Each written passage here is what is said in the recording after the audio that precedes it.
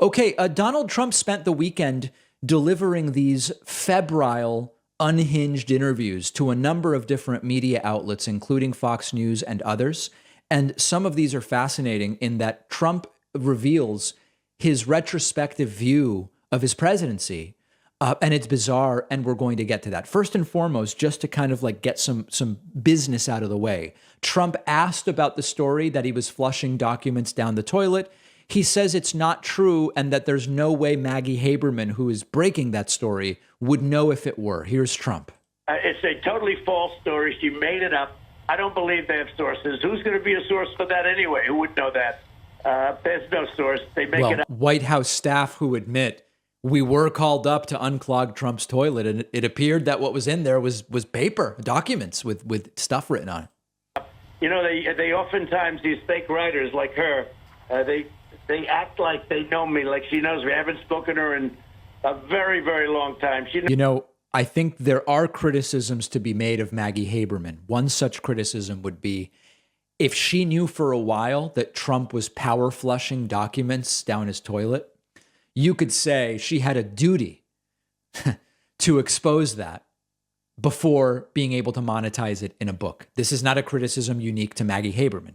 Many of these people hold the most insane stuff they know for a book on which they make money. That would be a criticism. But Maggie Haberman does not have a track record of making stuff up or making up sources, which would be an incredibly serious thing to do as a New York Times reporter. Knows me no better than any other writer, but they write books like they know, and then they make things like that up. And there would be no way of her knowing if it were the facts. There would be no way of her understanding that or knowing it. Well, she claims to, and she has a certainly much more honest track record than does Donald Trump. So Donald Trump then going from Fox News over to the USA Radio Network, where he was interviewed by Wayne Allen Root. Wayne Allen Root has been a guest on this show many times. And Wayne Allen Root has been one of the guys saying, if Republicans take the House in November, make Trump the speaker. Remember, you don't have to be a member of the House to be made speaker. They can vote for anybody. And Trump could be made Speaker of the House. Wayne Allen Root asks Trump, is this something you would think about? And here's the wild and wacky answer. The idea, why can't, after we win back the House, you become Speaker of the House, even for a short period, just until we can open investigations against Biden and the Biden crime family? Well, I think a lot of things are happening, and a lot of very positive things are happening. And, you know, when you look into the future, and that was your idea. I heard it from you first. I don't know. It certainly has been going around. And frankly, I hope we don't need it, because what should happen is what the plan that we're on now, and I think a plan that's going to make people very, very happy, we'll be announcing sometime later. And that's really what should happen. But now, of course, is he alluding to we're going to announce that I'm going to run? We still don't know. We just aren't sure. But everything's always just around the corner with Donald Trump, and certainly not ruling out the idea of him being Speaker of the House. Now, beyond parody, back to Fox News. Trump making a very confusing and dishonest claim about the wall, the infamous wall. We were 2.5, 3 weeks away from, think of it, finishing the wall, which is largely, frankly, finished anyway. It's a tremendous help. Right. We were so consider that. We were 2 to 3 weeks from finishing the entire wall with the U.S.-Mexico border. That's untrue. It's a complete and total lie. There is no wall on the vast majority of the border. They were not about to finish it. But then he says, and quite frankly, it was finished. Well, why did you need 2 to 3 weeks to finish it if it's finished? And of course, then the real policy question is, if you finished the wall, why isn't it stopping people from coming over, which Trump claims are coming over in record numbers under Joe Biden? If the wall is there, how isn't it working? It's all very, very strange. Now, here's the wacky, this is the most delusional part of the entire interview. Trump describes his presidency as being a glamorous time in American history and a romantic period. He imagines his presidency was like an episode of Downton Abbey. Just the numbers, our country was thriving. We were just beating everybody. And by the way, charging China massive taxes and tariffs, taking in hundreds of billions of dollars we never took in. Guys, He still doesn't understand how tariffs work.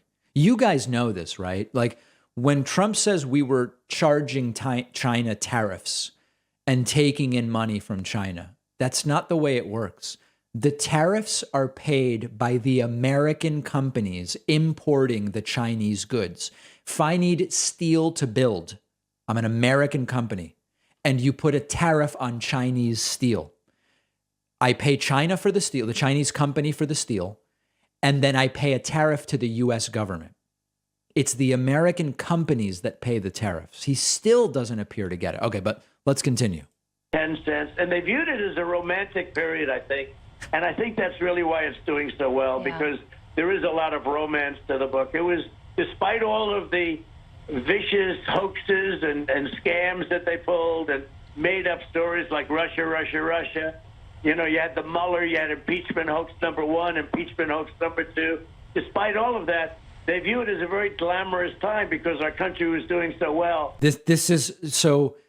I get that Trump is like, you know, seeing himself as some kind of Elizabethan leader during a romantic.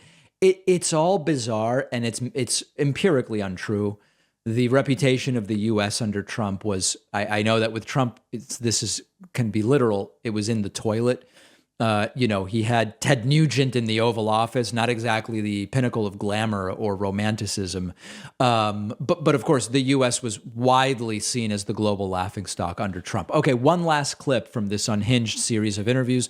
Trump rounding out his media tour this weekend by spreading mask disinformation. And everybody says that the mask for the new variant, at least, is virtually ineffective. I mean, totally ineffective. Lie. So I don't know what they're doing and why they're doing it, but they've come out and said that the mask has almost no impact, especially on the new variant. And now that's, of course, untrue.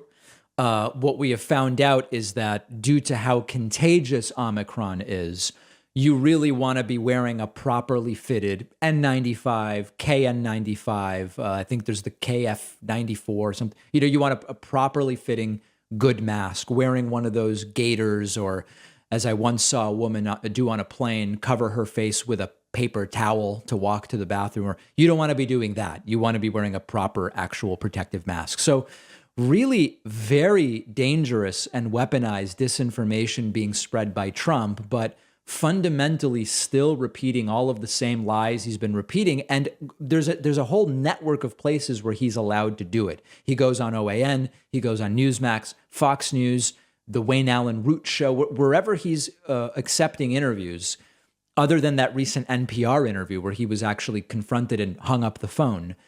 He is welcomed and allowed to spread all of this stuff. And that should really concern all of us because there is still a very willing audience, extraordinarily receptive to the lies.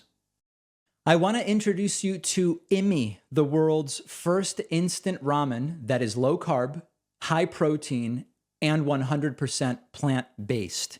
Each serving of Imi is packed with 21 grams of protein, 19 grams of fiber, has only 5 net carbs, works for keto diets, and 35% less sodium than traditional ramen brands. I've been making it at home just like any instant ramen. It's ready in just a few minutes. You can use the microwave, you can use the stovetop. You really can't beat the convenience. But with Imi, you can feel good about the ramen you're eating because of all the fiber, the lower sodium, and it is plant-based, which I love even though I'm not vegan or vegetarian.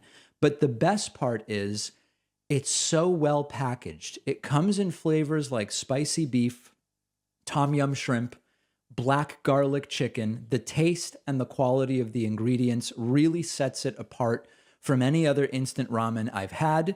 And Imi is giving my audience $5 off a variety pack when you go to imieats.com/Pacman and use the coupon code Pacman. The link is down below.